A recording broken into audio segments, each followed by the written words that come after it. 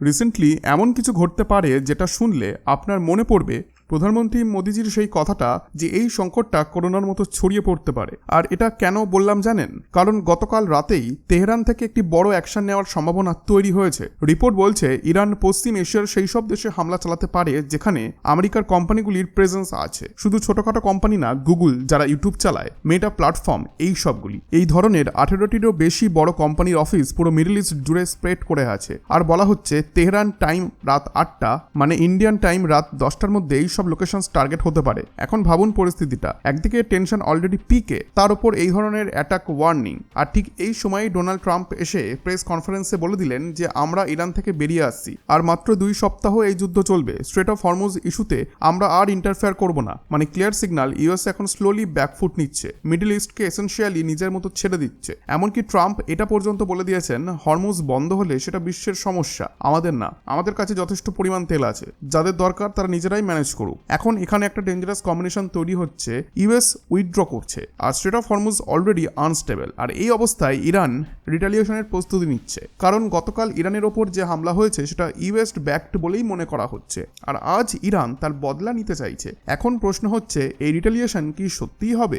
যদি হয় তাহলে মিডল ইস্টের জিসিসি কান্ট্রিজগুলির স্টেবিলিটি নড়ে যেতে পারে, তাদের কনফিডেন্সটাও ব্রেক হতে পারে, আর আরও অ্যাগ্রেসিভ রেসপন্স তারা দিতে পারে। এমনকি রিপোর্টে এটাও বলা যাচ্ছে যে ইউনাইটেড আরব এমিরেটস যুদ্ধের মধ্যে অফিসিয়ালি ঢুকতেও পারে। যদিও এখানে কোনো অফিসিয়াল স্টেটমেন্ট আসেনি, কিন্তু ডিসকাশন চলছে ইউএই একটা ফোর্স তৈরি করার কথা ভাবছে, যার কাজ হবে স্ট্রেট অফ হরমুজ জোর করে খুলে রাখা, শিপসগুলির সিকিউরিটিকে নিশ্চিত করা, ট্রেড ফ্লো মেনটেইন করা। এদিকে গ্লোবাল লেভেলে কি হচ্ছে জানেন? ইউনাইটেড কিংডমের পিএম জাতির উদ্দেশ্যে ভাষণ দিয়েছেন, অস্ট্রেলিয়ার পিএমও সেই একই কাজ করেছেন। আর ইন্টারেস্টিং ব্যাপার, ভারতের মতোই কিছু ইকোনমিক স্টেপস নেওয়া হচ্ছে, যেমন এক্সাইজ ডিউটি কমানো। এক কথায় পুরো পৃথিবী এখন ওয়ার্স্ট কেস সিনারিওর জন্য প্রস্তুতি নিতে শুরু করেছে। আর সব চোখ এখন একটা জায়গায়, যে ডোনাল্ড ট্রাম্পের আপকামিং অ্যাড্রেস। ইউএস টাইম রাত 9টা মানে ইন্ডিয়ান টাইম অনুযায়ী ভোর 6টা। অনেক দেশ অলরেডি ক্যালকুলেশন শুরু করে দিয়েছে, ট্রাম্প হয়তো আবার সেই আফগানিস্তানের মতো অ্যানাউন্সমেন্ট করতে পারেন যে আমরা বেরিয়ে যাচ্ছি এই অঞ্চল থেকে, এখন যার যার নিজের দায়িত্ব।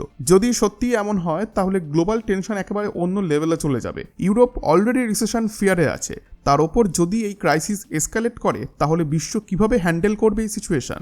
এখন দুনিয়া কি প্রস্তুতি নিচ্ছে আর পরিস্থিতি কোথায় গিয়ে দাঁড়াতে পারে সেটি আমরা এই ভিডিওতে জানবো। এর মধ্যেই বড় খবর, ভারতের ক্যাবিনেট কমিটি অন সিকিউরিটির জরুরি বৈঠক হয়েছে। নরেন্দ্র মোদী নিজে টপ অফিসার্স আর মিনিস্টারদের নিয়ে ডিসকাশন করেছেন, এটা এখন হেডলাইনে আছে। আর এই নিয়ে একটি ডেডিকেটেড ভিডিও আমি চ্যানেলে এনেছি। তো চলুন, এই পুরো সিচুয়েশনটা যদি এসকালেট করে তাহলে স্টোরিটা কোথায় গিয়ে শেষ হবে সেটাই আজকে জানি। আর আপনাদের কাছে ছোট্ট একটি অনুরোধ করব, আপনারা যদি আজব কাহিনী চ্যানেলে প্রথমবার এসে থাকেন তাহলে চ্যানেলটিকে এখনই সাবস্ক্রাইব করে আমাদের পাশে থাকুন। চলুন একটু পেছনে ফিরে দেখা যাক। কয়েকদিন আগেই একটা বড় হেডলাইন ঘুরছিল, দেশে আবার করোনার মতো পরিস্থিতি তৈরি হতে পারে। এই কথাটা বলেছিলেন প্রধানমন্ত্রী নরেন্দ্র মোদী। তিনি এসেনশিয়ালি একটা ওয়ার্নিংও দিয়েছিলেন, যেভাবে মিডল ইস্টে ওয়ার এগোচ্ছে এর ইম্প্যাক্ট করোনার মতো গ্লোবাল ডিসরাপশন তৈরি করতে পারে। এখন প্রশ্ন, কেন করোনার সঙ্গে এটিকে কম্পেয়ার করা হচ্ছে? কারণ করোনার সময়ও এমন কিছু হয়েছিল যা এই সিনারিওতে হুবহু মিলে যাচ্ছে। ডিম্যান্ড একদম কোলাপস করে গিয়েছিল ওই টাইমে। সাপ্লাই ছিল কিন্তু কেউ নিতে চাইছিল না, অয়েল সেলার ছিল কিন্তু বায়ার্স ছিল না, আর রেজাল্ট তেলের দাম প্র্যাকটিক্যালি জিরোর কাছাকাছি চলে গিয়েছিল। আর এখানেও সিনারিওটা ম্যাচ করছে, কিন্তু একটু উল্টোভাবে। এখন মানুষ কিনতে চাইছে কিন্তু সাপ্লাই পৌঁছাচ্ছে না, কারণ গ্লোবাল অয়েল সাপ্লাই এর প্রায় 20% ডিসরাপ্ট হয়ে গেছে। আর এখন ডাইরেক্ট ইম্প্যাক্ট, অয়েল প্রাইস বাড়ছে, এসেনশিয়াল গুডসের কস্ট বাড়ছে, পুরো ইকোনমি প্রেসারে যাচ্ছে। ওয়ারের আগে যেখানে ক্রুড অয়েল প্রায় নেগলিজিবল রেটে ছিল, সেটা এখন পৌঁছে গেছে $105 থেকে $110 পার ব্যারেলে। অর্থাৎ ইনফ্লেশন প্রেসার শুরু হয়ে গেছে গ্লোবালি, আর ইকোনমিতে রিপেল এফেক্ট পড়ছে। কিন্তু ইন্টারেস্টিং পার্ট হচ্ছে, ভারত এই ইম্প্যাক্ট সরাসরি সাধারণ মানুষের ওপর পড়তে দেয়নি। গভর্নমেন্ট এখানে অনেক কিছু করছে, যেমন এক্সাইজ ডিউটি কমিয়ে দিয়েছে। একটু সহজভাবে বলি, যে যখন ক্রুড অয়েল রিফাইন হয়ে পেট্রোল বা ডিজেল হয় তখন গভর্নমেন্ট একটা ট্যাক্স নেয়, সেটাই এক্সাইজ ডিউটি। আগে ধরুন 100 টাকা লিটার তেলের মধ্যে প্রায় 30 টাকায় গভর্নমেন্ট নিয়ে নিত, এখন কি করছে প্রায় 10 টাকা কমিয়ে দিয়েছে। মানে ক্রুড অয়েল দাম বাড়লেও গভর্নমেন্ট নিজের শেয়ার কমিয়ে দিয়েছে, যাতে আপনার ওপর প্রেশার না পড়ে। এক্সাম্পল ধরুন, ক্রুড যদি 70 থেকে 100 টাকা হয়ে যায়, মানে 30% ইনক্রিজ হয়, কিন্তু গভর্নমেন্ট তার নিজের ট্যাক্সও প্রায় সেই প্রপোর্শনে কমিয়ে দিয়েছে।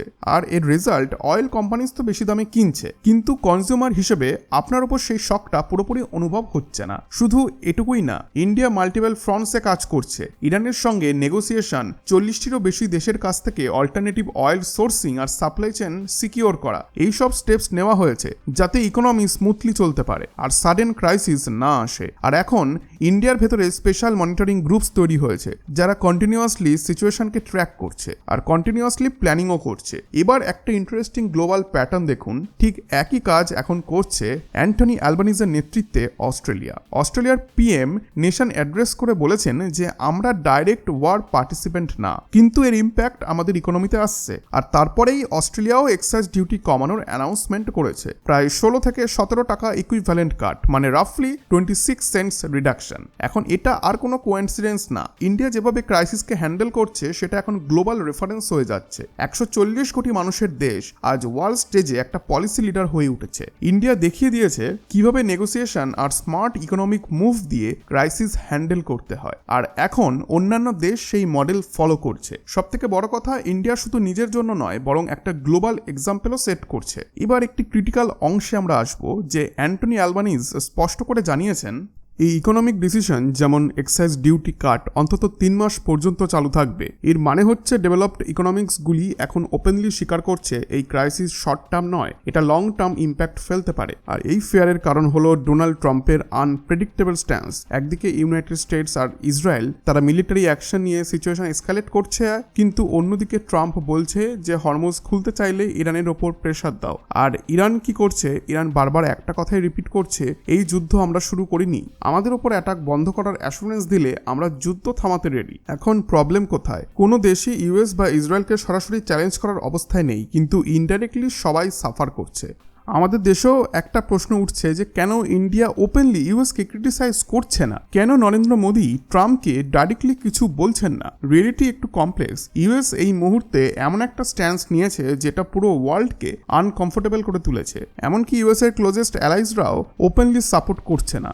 অস্ট্রেলিয়া, ইউনাইটেড কিংডম এদের অনেক সময় এক্সটেন্ডেড ন্যাটো অ্যালাইজ বলা হয়, কিন্তু এখন তারাও ডিস্টেন্স মেনটেন করছে, কেউই ট্রাম্পের বিরুদ্ধে ডাইরেক্ট স্টেটমেন্ট দিচ্ছে না, কারণ স্লাইটেস্ট কনফ্রন্টেশন মানে ইকোনমিক ইনস্টেবিলিটি আরও বাড়বে। অস্ট্রেলিয়ার কেস তো দেখলেনি, ক্রাইসিস হ্যান্ডেল করতে তারা এমার্জেন্সি পাওয়ার পর্যন্ত অ্যাক্টিভেট করেছে, বিশেষ করে ওয়েস্টার্ন অস্ট্রেলিয়া রিজিয়নে। একই ট্রেন্ড দেখা যাচ্ছে ইউকেতেও। কির স্টারমার নেশন অ্যাড্রেস করে ক্লিয়ার স্টেটমেন্ট দিয়েছেন যে আমরা এই যুদ্ধে জয়েন করছি না। এটা একটা ভেরি স্ট্রং জিওপলিটিক্যাল সিগন্যাল যে ন্যাটো অ্যালাইজ হয়েও ইউকে নিউট্রাল স্ট্যান্স নিচ্ছে। এই স্টেটমেন্ট শুনে ট্রাম্প রেগে গিয়েছিলেন, এমনকি হিন্ট দিয়েছিলেন আমি ন্যাটো ছেড়ে দিতে পারি, ন্যাটো থেকে বেরিয়ে যাওয়ার কথাও উঠে এসেছে। কিন্তু গ্রাউন্ড রিয়েলিটি একটু আলাদা। ট্রাম্প যা বলেন সবসময় সেটা করেন না, কারণ ন্যাটো ছাড়া ইউএস এর ইনফ্লুয়েন্স ইউরোপে অনেকটাই কমে যাবে। একটু ডেটা বুঝুন, জার্মানিতে প্রায় 25,000 ইউএস ট্রুপস রয়েছে, পুরো ইউরোপে 25 থেকে 30 মেজর ইউএস বেস আছে। যদি ইউএস সত্যিই বেরিয়ে যায় তাহলে ইউরোপিয়ান কান্ট্রিজ ইউএস ট্রুপসদের ফিরিয়ে দিতে বলতে পারে, আর সেটা ইউএস এর জন্য হিউজ স্ট্র্যাটেজিক লস হবে। তাই ট্রাম্প এখন মোস্টলি নেগোসিয়েশন মোডে আছে, কিন্তু এই পুরো টেনশনের মধ্যে ইউকে একটা বোল্ড স্টেপ নিয়েছে। স্টারমার আগে প্রেশারের মধ্যে দিয়েগো গার্সিয়া বেস ইউজ করার পারমিশন দিয়েছিলেন, কিন্তু পরে পাবলিক ব্যাকল্যাশ শুরু হয়। ইউকের মানুষ ক্লিয়ার বলেছে যে আমরা এই যুদ্ধে যাব না। এমনকি ট্রাম্প আগে ইউকেকে ওপেনলি মক করেছে আফগানিস্তান ওয়ার নিয়ে, বলেছিল ইউকে শুধু ফলো করে, লিড করে না, যার জবাবে ইউকে দেখিয়েছে তাদের সোলজার্স মারা গেছে, এমনকি রয়্যাল ফ্যামিলির সদস্যও যুদ্ধ করেছে। এই কনটেক্সটে স্টারমার নেশন অ্যাড্রেস করে বলেছেন যে আমরা আমাদের রুলস নিজেরাই বানাবো, আমাদের সিকিউরিটি আমাদের প্রায়োরিটি, আমরা এই যুদ্ধে অংশ নিচ্ছি না। শুধু কথাতেই নয়, কংক্রিট ইকোনমিক স্টেপস নেওয়া হয়েছে।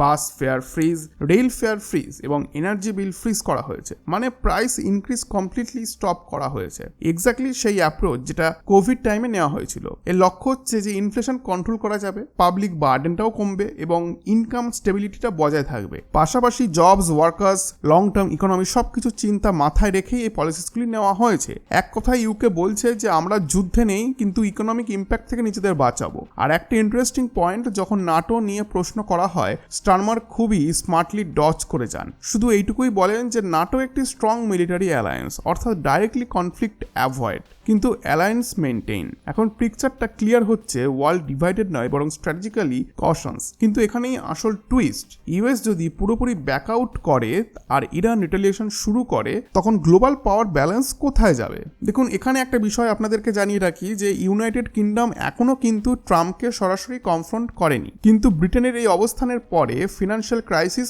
আরও ডিপ হতে পারে। ব্যাক অফ ইংল্যান্ডও আশঙ্কা রয়েছে। যদি এই পরিস্থিতি দীর্ঘায়িত হয় তাহলে ব্রিটিশ ইকোনমির ওপর একটি গভীর চাপ পড়বে, আর সেই কারণেই ইউরোপের বহু দেশ মানুষকে ওয়ার্ক ফ্রম হোম করার পরামর্শ দিতে শুরু করেছে, কারণ এনার্জি ক্রাইসিসটা এখন আর থিওরিটিক্যাল নয়, এটা রিয়েল ইকোনমিতে ঢুকে পড়েছে। ইউরোপের প্রবলেম আসলে আরও পুরনো।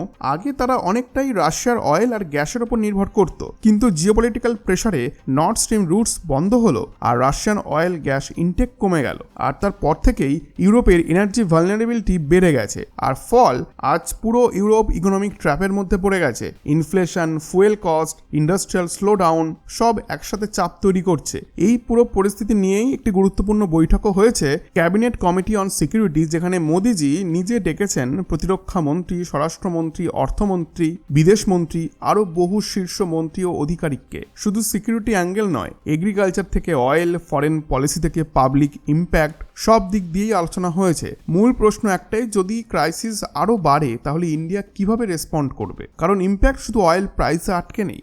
ধরুন ইউরোপ থেকে ইন্ডিয়াতে ফিরতে হবে কারো, আগে বড় ট্রানজিট হাব ছিল দুবাই বা দোহা, কিন্তু এখন সেই দুই রুটে রিস্ক জোনে। যে কোনো সময় যে কোনো অ্যাটাক বা ডিসরাপশন হতে পারে। তার ডাইরেক্ট এফেক্টে এয়ারফেয়ার বেড়ে গেছে, জেট ফুয়েলের দাম বেড়েছে, রুট লঙ্গার হয়ে গেছে, ট্রাভেল ডিসরাপ্টেড হয়েছে, মানুষ যেখানে আছে সেখানেই আটকে আছে। এই সব কিছু মাথায় রেখেই ইন্ডিয়া গভর্নমেন্ট মিটিং ডেকেছে।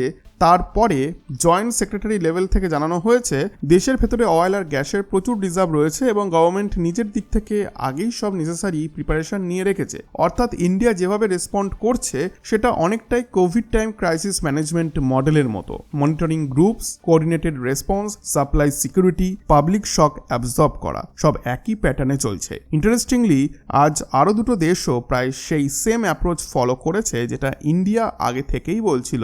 এটা দেখায় ইন্ডিয়া শুধু রিয়াক্ট করছে না, বরং আগে ভাগে ক্রাইসিস সেন্স করে মুভ করছে। সিচুয়েশন সত্যি বলতে এখন সত্যিই ডেঞ্জারাস। একদিকে আমেরিকা প্রস্তুতি নিচ্ছে, অন্যদিকে ইরানও প্রস্তুত, তার মাঝখানে পুরো রিজিয়ন হস্টেজ হয়ে আছে। আই হোপ যে আজকের ভিডিওটা আপনাদের ভালো লেগেছে। ভিডিওটি ভালো লেগে থাকলে ভিডিওটিতে একটি লাইক করে চ্যানেলটিকে সাবস্ক্রাইব করে দিন এরকমই ইন্টারেস্টিং টপিক নিয়ে ভিডিও পেতে। ধন্যবাদ।